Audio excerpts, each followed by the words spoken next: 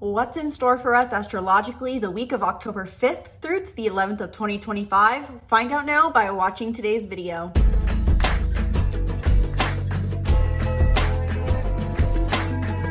Hello and welcome back to the channel. I'm Isabel, your spiritual rebel friend, and today we are talking about the weekly astrology forecast for the week of October 5th of 2025. In today's video specifically, I'm going to cover what may be coming up for you this week as far as general feelings, priorities, or themes.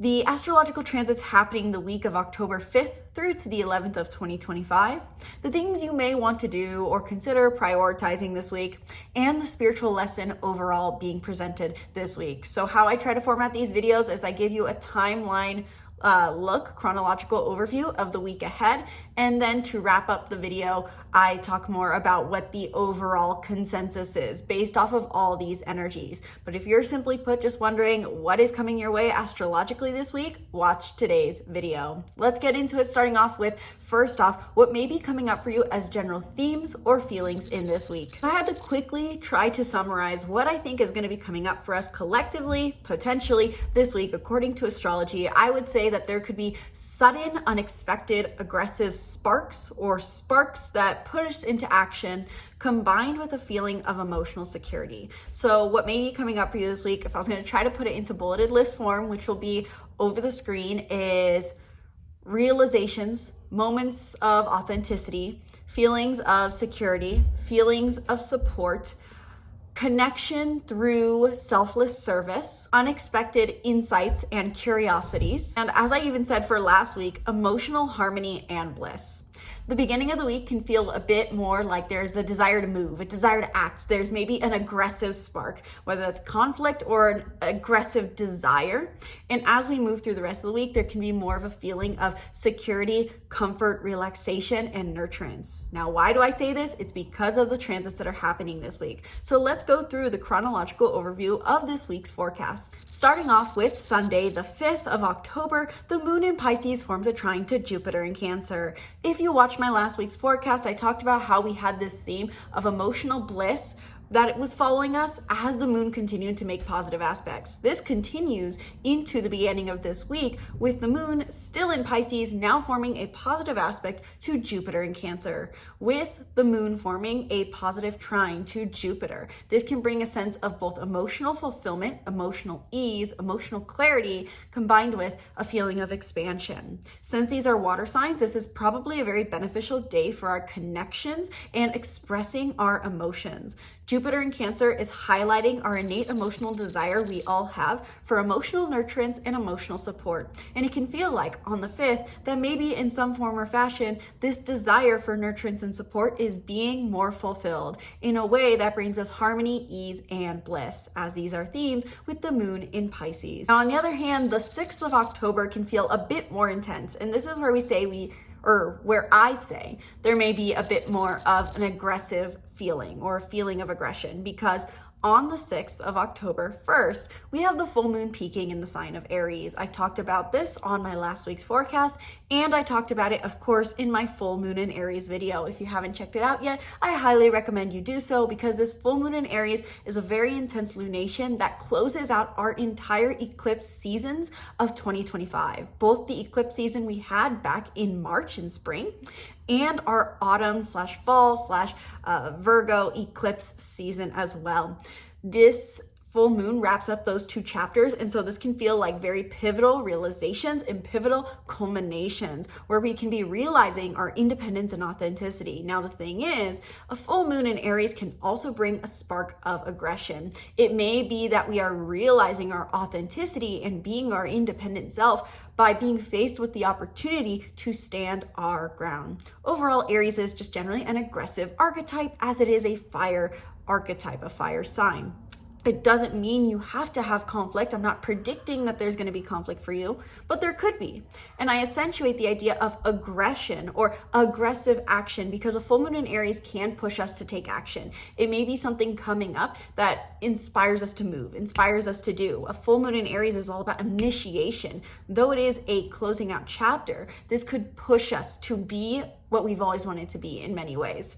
Additionally, with that, why I add to this aggressive energy, on the 6th of October as well, Mercury enters the sign of Scorpio. It finishes its journey in the sign of Libra, moves into Scorpio, and Scorpio in traditional astrology is ruled by the same planet Aries is, which is Mars. And so what I see with Mercury beginning its cycle in a Mars-ruled sign, and the full moon taking place in a Mars-ruled sign on the 6th of October, we can feel this very strong Mars energy, this desire to act, this desire to do. We may feel more impulsive this day potentially. What this kind of I see represents is that the full moon in Aries brings the desire to realize something that may spark us into action or spark us to just be ourselves. And Mercury in Scorpio, it gives us a spark of something deeper, a deeper desire. Scorpio is all about the things beneath the surface. And so what kind of Aries and Scorpio represent, both being ruled by Mars in this traditional setting, is Aries is at face value in impulse desires, whereas Mercury or Scorpio energy comes from deeper impulses, deeper desires, those things that are at the core, the things that we keep vulnerable, those very dark desires, dark impulses, so to say. And so on the 6th, it may feel like there's a sudden, intense impulse potentially to speak, say, do, or be something you've always wanted to be that aligns with who you are. Mercury entering Scorpio also is just simply put, entering a new phase that'll be around until the 29th, where we are focused more on deep, vulnerable communication. I touch on this in each sign's horoscope for the month of October. So if you want to know more on how Mercury and Scorpio is affecting you, be sure to check out your monthly horoscope. So overall, the 6th of the month can feel very intense, potentially aggressive, very vulnerable, strong impulses, and strong revelations and realizations as we have a full moon happening in Aries. Also, I would recommend for this week that you check out your full moon in Aries horoscope that I published on my channel as well on the full moon in Aries. After Mercury enters the sign of Scorpio, it directly forms a square to Pluto in Aquarius, which has not stationed direct yet, I believe. That is correct. So on the 7th of the month with a Mercury-Pluto square, this is a very interesting aspect as well. And so I personally like to take traditional and modern astrology into account when we're talking about these kinds of transits, because Scorpio is traditionally ruled by Mars and modernly, so to say, ruled by Pluto. So having Mercury in the sign of Scorpio squaring one of its planetary rulers can feel very confusing. What this can mean is that we may feel a conflict of interest between what we communicate versus how we want to heal. It may feel like what we want to innately do or say doesn't align with what we have done in regards to healing work. This can be the battle between being honest and vulnerable versus being detached in many ways. I think that is the main dynamic that I would see coming up for people on the 7th of October. Pluto in Aquarius is us saying, let's step into our higher mind. Let's come from a higher state of being. Let's be more unconditional. Let's be elevated in our actions, basically. Let's be more high conscious about the actions we choose to do. And within Aquarius, this is about detachment and innovation, saying, I'm truly important, so I'm not going to be reactive. But with this square to Mercury, it may feel like, but I also want to say what's on my mind. I also want to be vulnerable. I want to create closeness. So basically with a Mercury-Pluto square, it can feel like that which we want to transform is at odds with our communication. This is a reminder though, just as any square is, to seek the middle ground. How can you be deep and vulnerable while also being detached at the same time? October 8th, we will have Venus in Virgo forming a sextile to Jupiter in Cancer, which can feel like a relief after last week having some more challenging aspects to Jupiter, and also with having the positive aspects we did to Venus in Virgo. This is them finally getting on the same page after maybe a conflicting week last week. With Venus forming a positive aspect to Jupiter, this brings love and expansion, the love for expansion, expansion to love. When Venus is involved, this is good for our love life, but it's also good for our love for life. So take whichever interpretation you want to, so to say, utilize or lean into. With Venus in Virgo, this is us finding value and love for life and more value in our love life through stability, security, and routine. With this forming a positive aspect to Jupiter in Cancer, it's indicated that pursuing this stability routine in love and life brings greater emotional security. So Venus and Cancer, or Venus and Virgo, forming a sextile to Jupiter in Cancer means that Virgo and Cancer are working together to bring basically their themes together in the most positive combination possible, which is, I would see, security, comfort, emotional support, grounding. This is very much, it gives homesteader vibes to me. It gives feeling that aura of being at home, having a nice home cooked meal for yourself, being mothered, being cared for, being taken care of, being supported in both physical and emotional ways like a child would be. So on the 8th, you may feel this sense that something around you, someone around you is really supporting you. And in return, maybe you want to give that. Jupiter and Venus in the sign of Cancer and Virgo is a really great opportunity to ask yourself how you can be of more selfless service to others, those you care about, and how you can ask for it in return.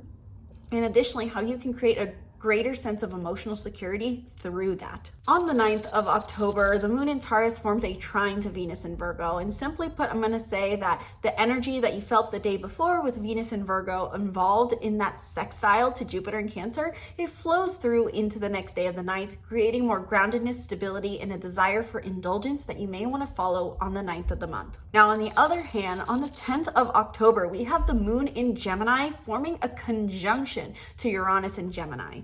Uranus is the planet of unexpected change that is said to bring an elevated perspective. It's meant to give us unexpected change for the sake of innovation, learning to change our way of thinking. So when the moon, the planet of emotions, crosses over the path of Uranus, we can expect unexpected emotional triggers and sparks that inspire innovative change. Simply put, with this in Gemini, you may have a curious spark this day. You may want to throw plans out the window, go wander. I always say the word chase your butterflies, which doesn't really make sense, but it feels right to me. That you may feel this desire on the 10th to follow a curiosity, and this can be very rewarding for helping you find a new perspective and gain an emotional transformation and emotional fulfillment as well. And finally, we close out the week with Venus in the sign of Virgo forming an opposition to Saturn in Pisces. Now, whenever Saturn's involved in an aspect, especially a challenging one, it brings up, so to say, the negative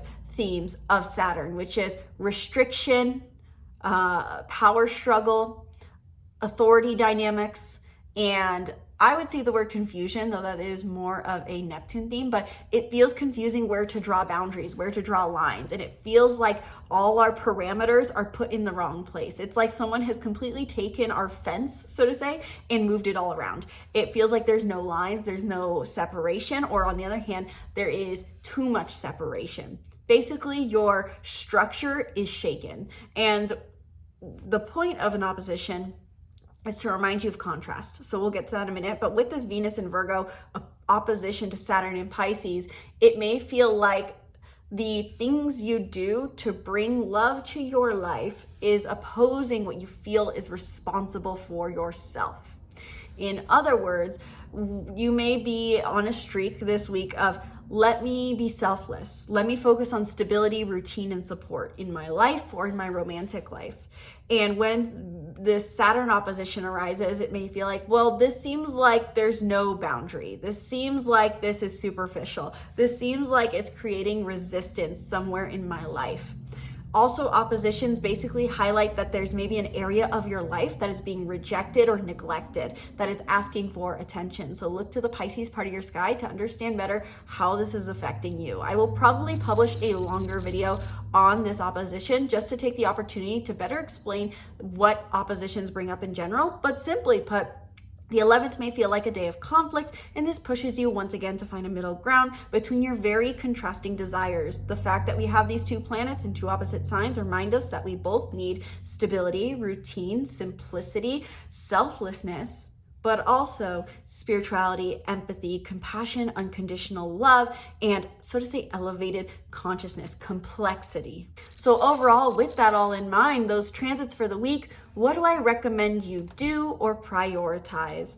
First off, just to focus on the good, I am seeing positive aspects to Venus in Virgo, Jupiter in Cancer, the moon, and Venus in Virgo is going to be involved in that opposition at the end of the week. With that in mind, I would think that this is a good week to prioritize stability, process, routines, rhythms, simple little things, habits, small little moments with those you love, practicality, health this week. The Virgo themes in your life, simply put.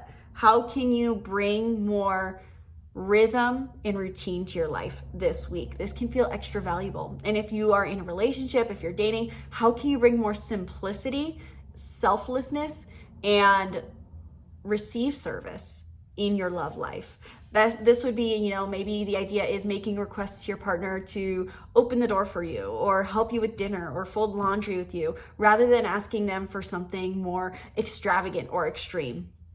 Additionally, with Jupiter, I see being involved in 2 positive aspects this week. Identify your emotions. Simply put, I always say that there's a valuable check-in in checking in with your emotions, but opening yourself up to saying, I feel this week could be very helpful. Even at the start of this week, we have Mercury switching signs and a full moon in Aries. I would definitely prioritize in the beginning of this week, before you focus on all this stability and identifying emotion, to one, full moons ask us to recognize and realize and bring awareness to. So bring awareness to and identify how you've transformed over this year. I did touch on journal prompts in the end of my full moon in Aries video, and I'd recommend pulling from those above all else for the start of this week. But to give you the kind of idea, how far have you come in your authenticity? How can you be more authentic this week? How can you be more independent? How can you be assertive without aggressive?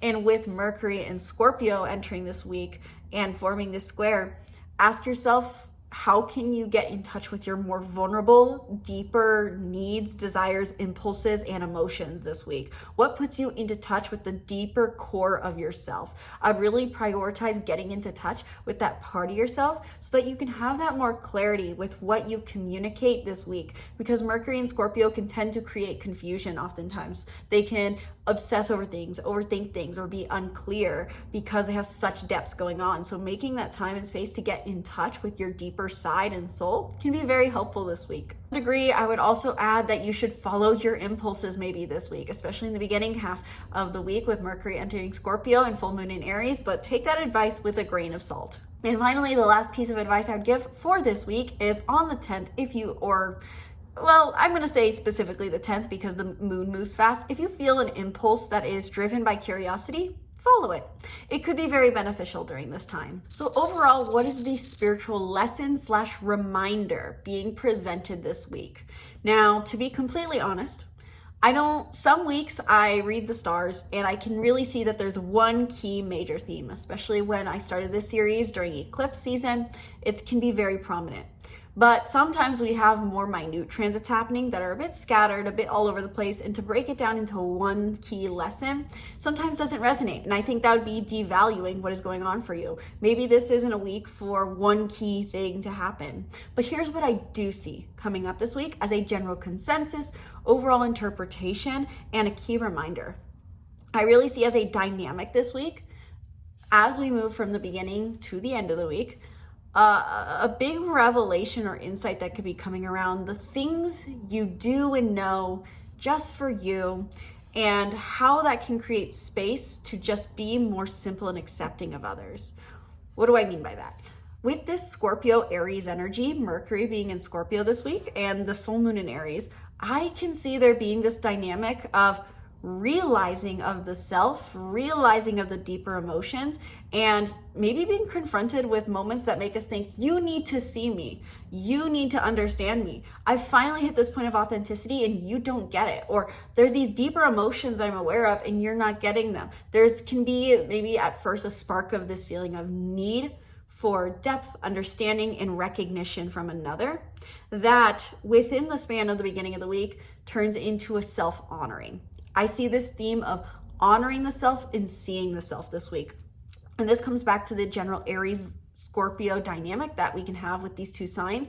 Aries is the I am, and Scorpio in many ways represents this deeper understanding of the self. It's the investigator. And so there can be a really deep connection to yourself that you're feeling this week, and learning that, just because I know these things about myself doesn't mean other people need to know them. Or even better said, maybe me knowing this about myself, recognizing myself, and honoring myself is all I've ever been looking for. I think this week could bring up this feeling that we thought we were seeking certain things from people, when really we're seeking them from ourselves, hitting a place of more depth of connection with ourselves, honoring ourselves, knowing ourselves, and from that standpoint, being able to embrace simpler little moments from other people. That's kind of the dynamic I see with this strong Aries Scorpio energy combination, combined with having Virgo, Cancer, Pisces energies, and even Taurus working together. Even the moon in Gemini could bring just a curious spark. I see that as a little bit of an oddball here, but I do think that what I would see as an overall reminder coming up this week is something you're looking to receive from others actually just something you're waiting to give yourself? And how does it feel to recognize and honor yourself? Is it possible that it maybe feels better than when other people give it to you? And I share that from personal experience of feeling like someone who for many years was seeking certain feelings of connection and hope and confidence and support from others, when really it was the self-honoring, self-supporting, self-recognition process that has felt better. It's not like it happened overnight and it was like, wow, I suddenly gave myself confidence and this just feels great. I suddenly honored myself and I just feel better. It's something you have to train. But overall, this is where the idea of being committed to ourselves comes from. And I think this week brings up that idea of being committed to yourself and how that feels better than feeling like you have other people committed to you.